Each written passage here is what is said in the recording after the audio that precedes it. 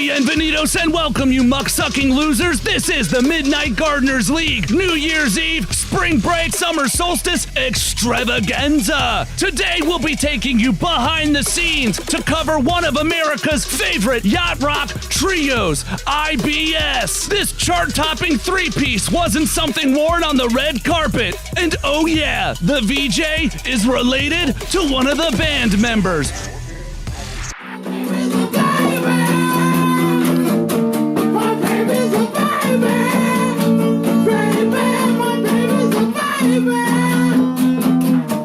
That's how the song's supposed to go, you know? I wrote it about my child, and then, so it's, you gotta give credit where credit's due. Are you saying we have to give your baby a writing credit?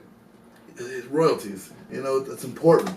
We're trying to make sure that our families and our children in the future can benefit from our hard work. Here's the real question. How much cocaine's that baby gonna do? There's not gonna be any cocaine left for that baby. Ain't digging in my cut. Hi, I'm that baby, Isaac Bowl III, named after my grandfather, Isaac Bowl I from IBS. I didn't know him too well, on account of, well, you'll find out. What does it mean to be a rock star? Is it a life out on the road, playing night after night for thousands of cheering fans?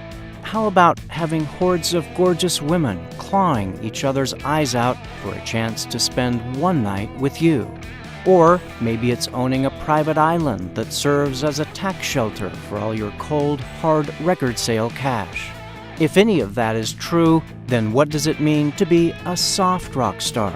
The truth is, no one knows better than the legendary trio known as IBS, inventors of an entire subgenre of music that cut through the foggy malaise of the 1970s airways like a Japanese whaling vessel in hot pursuit of a pod of humpbacks. This is their story. Our tale begins in the sunny foothills of Columbia Heights. Born on the exact same day in 1948, Isaac Bowl, Brian Schwinkter, and Sean Collin were each abandoned by their parents and were remanded to the custody of the Tenleytown Orphanage for Troubled Youth. It was there that the three young men bonded over their mutual use of music as a coping mechanism for the savage beatings they received at the hands of the nuns in charge. They became inseparable, constantly writing their own soundtrack wherever they went. When they finally hit the age of 18, Isaac, Brian, and Sean took off to take on the world, with a song in their hearts and a plan in their brains. They would head straight to the heart of the action to share their talents in a place where dreams are born, glamorous Adams Morgan. Behind the scenes as a studio session band, they wrote songs that would be used by much more successful performers desperate for their next hit, including the much-beloved Bob Dylan track, Mud Butt Blues, Supertramp's One Ticket to Browntown, and Is My Heart Breaking? Or Is This Just a Gas Cramp? Performed by the Marshall Tucker Band.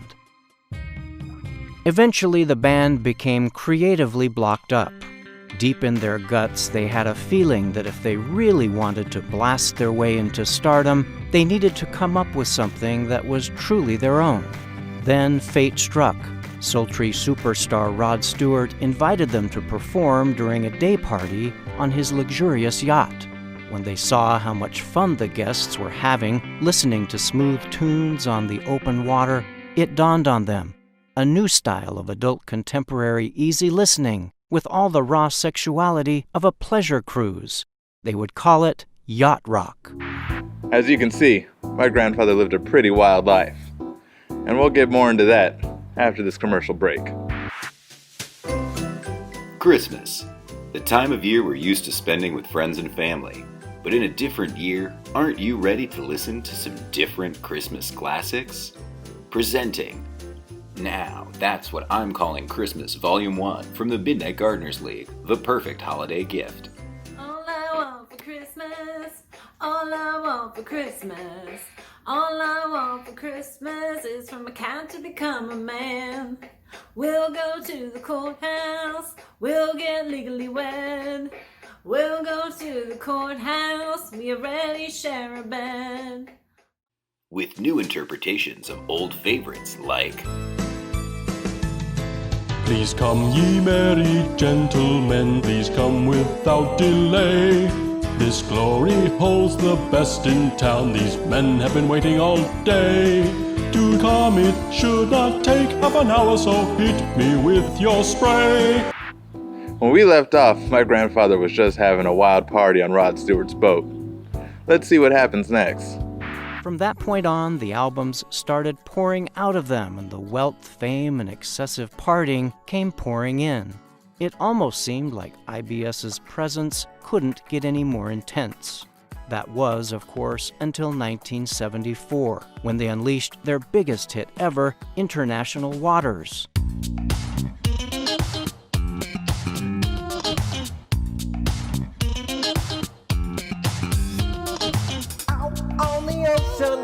Causing a commotion, getting busy, the beat was covered up in lotion. Tell the wife, tell the priest, I couldn't give a shit at least, cause when it's international, there's no cheating. When it's international, there's no cheating. When it's international, there's no cheating. When I'm overseas and I'm on my knees, have 'em begging please, 'cause I only sleep in breeze. Take my wife please, bang her in front of me. Doesn't matter to me, 'cause it's international waters. Welcome back to the show. That was IBS. IBS, you guys are clogging up the stations. Everybody wants to know what's next. Well, to go with our biggest hit yet, we got our biggest yacht yet. Another yacht? What are you guys trying to do? Flex on the waters? Oh yeah, baby. And this ain't just any yacht. This is the biggest yacht they've ever frickin' made, pal. How much? How much? How much? Actually, it was a very nice gift from our friend Manuel Noriega.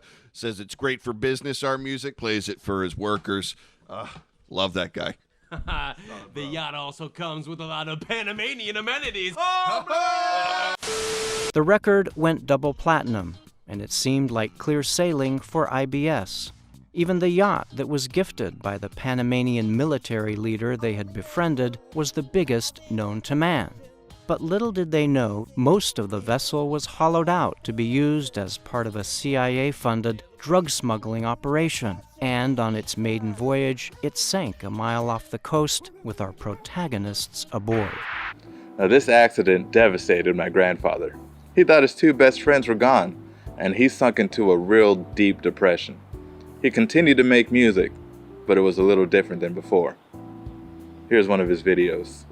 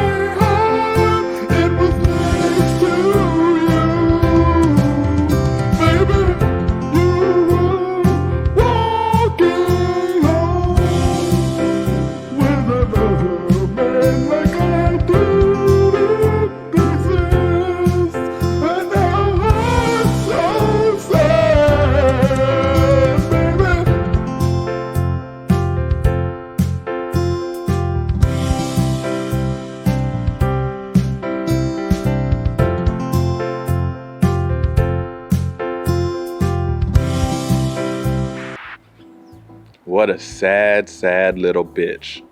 We'll be back. And exciting new classics you'll love to share. Merry Christmas. I stole your mail and threw it all on your yard. Merry Christmas. Dialed your office and called in a festive bomb threat. And of course, something for the lovers. Christmas tree sex, shattering ornaments and getting neck from a tree.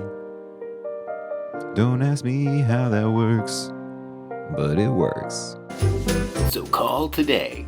The Midnight Gardeners League presents Now That's What I'm Calling Christmas, Volume 1, on 687 CDs and providing over 12 minutes of music.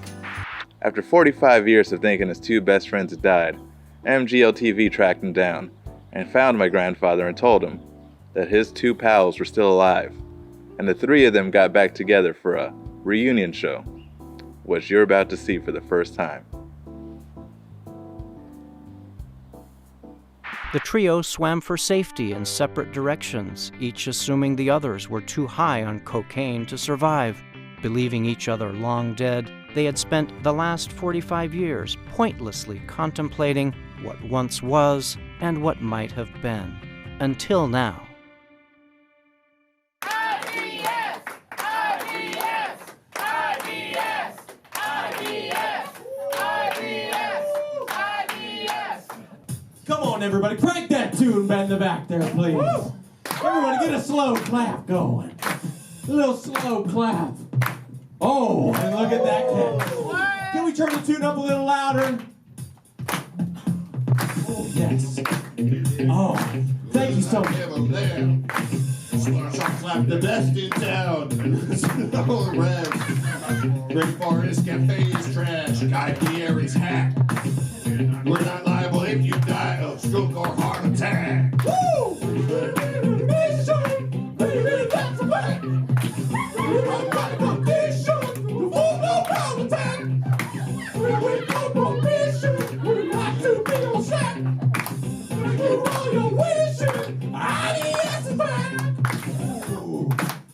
Did y'all like that? Oh, it feels so good. You know, to all the people who came out here tonight, I want to thank, most of all, us. They're the reasons we're here. Woo! Yeah. Ooh. Don't hurt them. Ooh. Don't hurt them. Don't hurt them. Don't hurt them. Everybody, clap your hands and praise the Lord. I'm the Holy Spirit, and I'm knocking on your door. And to the rumors that I broke, they're all sour grapes. But do me a solid, bro, and buy my fucking taste. That's a fact. There's a full-blown power attack. Somebody on mission. We like to be on snack. Everything's going to wishing. IBS is back.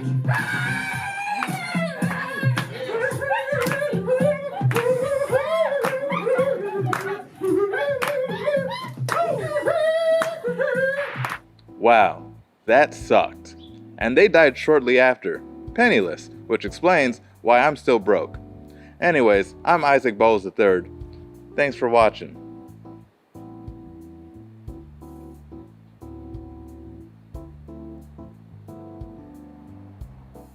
Wow, can you believe a comedy troupe put that much work into a thing and then did it live and then filmed it and then recut it so that we could do this during a quarantine? If you like this type of bullshit content, you're a moron like us. Please subscribe to our YouTube, and if we ever start a Patreon, redistribute your wealth in a better way. But if you've got it, fucking flaunt it. Thanks for watching. This is the Midnight Gardeners New Year's Eve Spring Break 2020 Summer Solstice Extravaganza, and you've been